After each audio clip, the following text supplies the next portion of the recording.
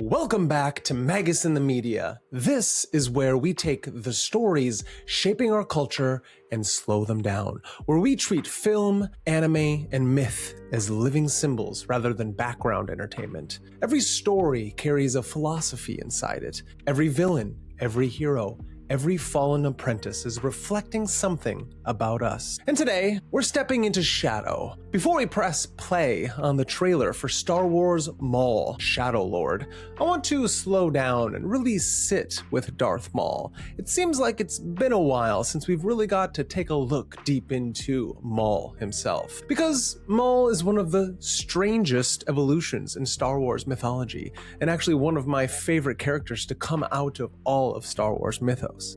When he first appears in Star Wars Episode 1, The Phantom Menace, he felt less like a man and more like a symbol. Red and black skin like ritual markings, horns that echoed something demonic and ancient. Almost no dialogue. Almost. He moved like a martial form given consciousness. He was designed to be feared. And at that stage, he functioned as the pure Sith archetype, the apprentice of Darth Sidious, a living embodiment of the dark side of the Force. In mythic terms, he was the dragon guarding the threshold of someone else's journey. And then, he was cut in half. In myth, dismemberment is rarely just physical. It's initiatory. Think of the old mystery traditions where body is torn apart so something else can be born. Maul survives that severing. What survives is not the same creature who fought Obi-Wan. The obedient instrument dies on Naboo. What returns later is the wound itself, it seems. When he reemerges in Star Wars The Clone Wars, he is feral, broken in mind before he is rebuilt in body. Spider-like legs, living in the shadows, sustained by rage. His hatred becomes the only thing that holds him together. The dark side is no longer just philosophy for him. It's the very scaffolding for a shattered identity. And that is where the Sith worldview becomes interesting. The Sith teach that passion leads to strength, strength to power, power to freedom. It sounds almost initiatory. Face your shadow, harness your desire, refuse weakness. There's a certain brutal clarity in it. The problem is that the old system only values you as long as you're useful. Apprentices are tools, tools that are to be replaced. Maul's true transformation begins not when he gains power, but when he's discarded. That moment reframes his entire arc. He is no longer simply evil. He is betrayed. He has been humiliated. The dark side promised him purpose and then it erased him just like that. So his journey becomes an attempt to reclaim meaning inside a structure that never intended to honor him. If we place this inside the hero's journey framework, like we like to do, Maul moves along a shadowed path. The traditional hero receives a call, crosses a threshold, faces trials, integrates what was fragmented, and returns changed. Now Maul crosses a threshold constantly. He survives death, he rebuilds his body. He assembles criminal syndicates. He takes Mandalore. He challenges the Jedi. He challenges Sidious himself in one of the most fantastic fight scenes I've ever seen. But he never truly integrates. Each victory deepens the fracture. Each act of domination masks the original wound. He builds an empire on Mandalore, yet it feels hollow. A throne constructed out of pure spite. In those Clone War episodes, you can see flashes of clarity in him. He understands the larger currents of the Force. He senses the coming of the fall of the Jedi. He sees the trap closing around Anakin. In some ways, he perceives the truth more clearly than the Council ever did or ever could. And that's where the anti-hero dimension emerges. He's still ruthless, he's still violent, yet he's no longer a simple villain. He becomes a tragic seer. A man who understands the machinery of power because he has been crushed inside it. When he reaches towards Ezra Bridger in Star Wars Rebels, also a fantastic series, the dynamic is twisted, but it's revealing. He wants an apprentice. He wants continuity, but beneath that, he wants recognition. He wants someone to witness what he has endured. There's a moment in Rebels when he's older, more worn down, chasing one final confrontation. He feels less like a Sith Lord and more like a man who cannot let go of the story that's defined him. His hatred for Obi-Wan has kept him alive for decades. It has given him his shape, And when that final duel comes, again, a beautiful Bushido duel of the samurai, what lingers is not his triumph at all. It's that he's exhausted and he falls for the same trap that he has once before. A life spent orbiting these old wounds. That trap may have worked in a past life, but definitely not in this one. And this is why Maul works as a mythic figure. The dark side of the Force is often framed as corruption, temptation, seduction, passion. With Maul, it feels more like initiation without healing. He has undergone trial after trial. He has tasted power. He has commanded armies. But he has never integrated the fracture that began when he was treated as disposable by Sidious. There's something almost alchemical about that. In alchemy, the Negredo is the blackening, the descent into chaos and dissolution. For some figures in Star Wars, that darkness becomes a stage before transformation. For Maul, it becomes a dwelling place. He builds a home inside the blackening. And this is where Jung deepens the picture. Jung's theory of the shadow suggests that what we repress doesn't disappear.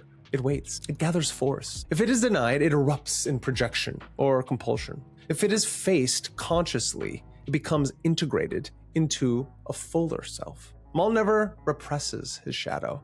He identifies with it completely. The Sith path encourages that identification. Passion, anger, will, strength through intensity. There's a raw honesty in that kind of descent. Yet there is no reconciliation. The shadow is weaponized rather than integrated. It is sharpened and crowned. Maul becomes someone who does not confront the shadow in order to become whole. He inhabits it in order to survive. That is a different path entirely, but now, all of this about a year after the Clone Wars during the reign of the Galactic Empire. The Jedi are gone. The Republic has collapsed. Sidious has centralized power. The Sith vision of domination has crystallized into Imperial order. Stormtroopers patrol everywhere. Bureaucracy is replaced by chaos or blooms from it. Fear is now policy. It's everywhere. It's what we fear. That's why we're in the shadows. And Maul, he exists outside of all that, within the shadow. He rebuilds his criminal syndicate. He seeks a new apprentice. And that detail, it matters. It matters deeply. And after being discarded by his own master, he still reaches for his legacy, still reaches for transmission. The master-apprentice structure shaped him, but we have to ask, does he intend to repeat it? Or is he trying in his own fractured way to reshape it? Shadow Lord is a political title, but it's also psychological. Politically, it suggests rulership from the margins, sovereignty in the underworld while the empire governs openly. Psychologically, it suggests someone who is crowned in the shadows. Someone who has made darkness his ally, his identity, rather than something to be integrated. The question now is whether ruling the shadows grants freedom or whether it binds him even tighter to the original wound. In the hero's journey terms, Maul resembles the initiate who survives every ordeal yet refuses the return. He remains within the underworld. He gathers power. He endures. But again, he never reconciles. And that feels very human in a way that continues to linger within my mind whenever I think about Maul. Many people are shaped by systems that will reward intensity, dominance, performance. And when those systems discard them, what remains is the shadow, the anger, the grief, the need to prove worth. I think we all can feel that. We all can relate. Some integrate that, and then they widen, they become better, they become whole. Others build an identity entirely around the wound.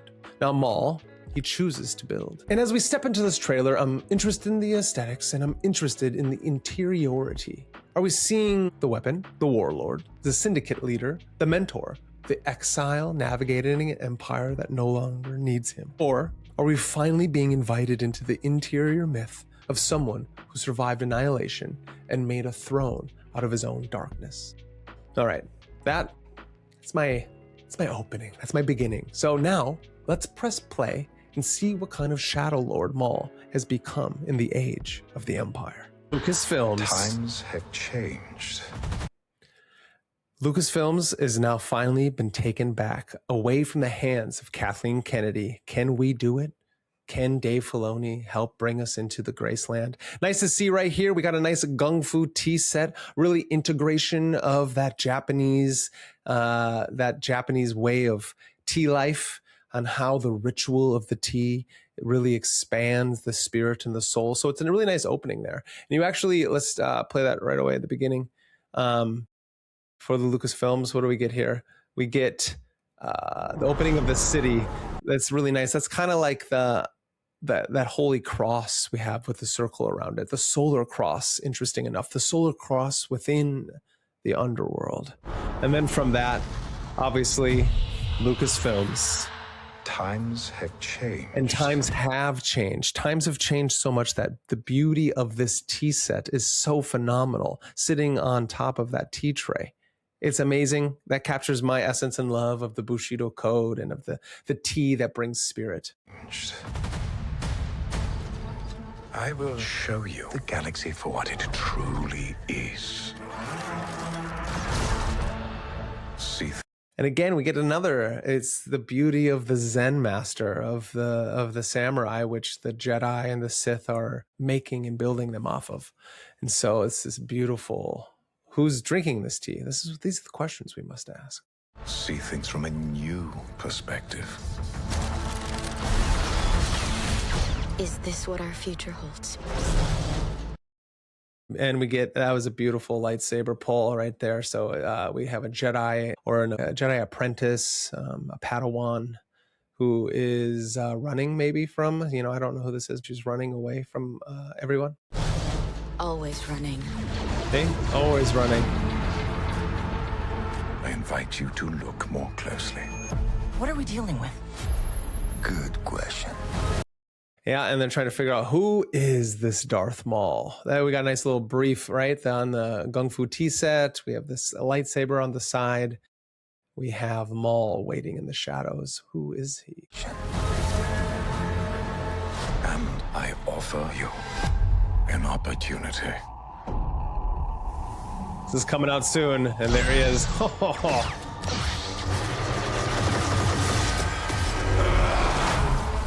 Oh, that was sick. That was sick and beautiful. And that lightsaber sound was so amazing. The twirling of the double-bladed lightsaber, Maul's specialty. Yeah, that was fantastic. Maul.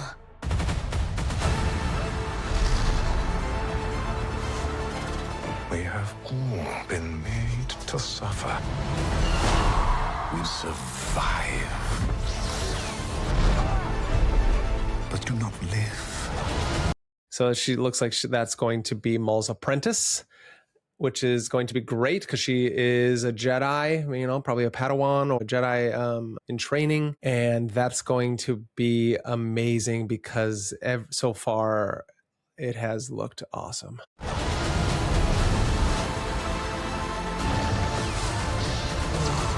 Oh. The Emperor wants you dead. And those are the Inquisitors who are going and chasing after all of the scattered Jedi from Order 66, also trying to go after Darth Maul. The Emperor wants him dead, obviously, because he's a loose end from an old empire. And we're getting that as they opened this whole thing up saying, the times have changed and a new perspective must be looked at. So we're looking at a new perspective of who Darth Maul is and what the Empire truly is. Chains can be broken. Hang on! And empires can be shattered.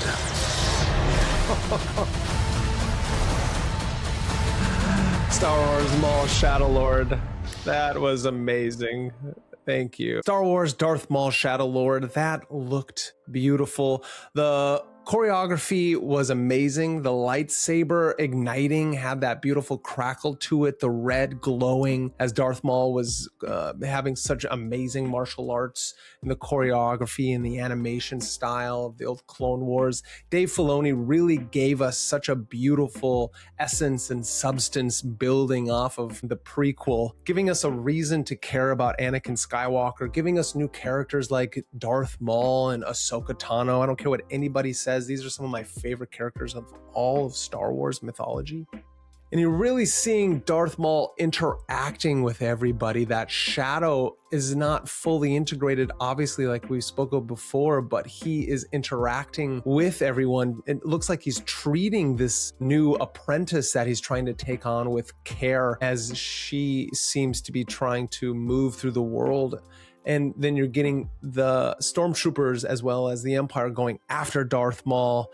This all looks fantastic. We're really trying to rebuild what Kathleen Kennedy destroyed with Star Wars, and we shall not talk about what happened after 4, 5, and 6. I think that 1, 2, and 3, 4, 5, and 6 are the only Star Wars we get, along with Clone Wars and a bunch of the shows that are interacting with them. Those are doing okay, but I really believe the Clone Wars animated series is such beauty and storytelling and mythological that we get a kind of magic coming back. And I hope that Dave Filoni can bring that magic back to the Star Wars mythology, to this level of storytelling, because it's really important to find our inner dark side, our inner shadow, while we're working through trying to understand our place in the world.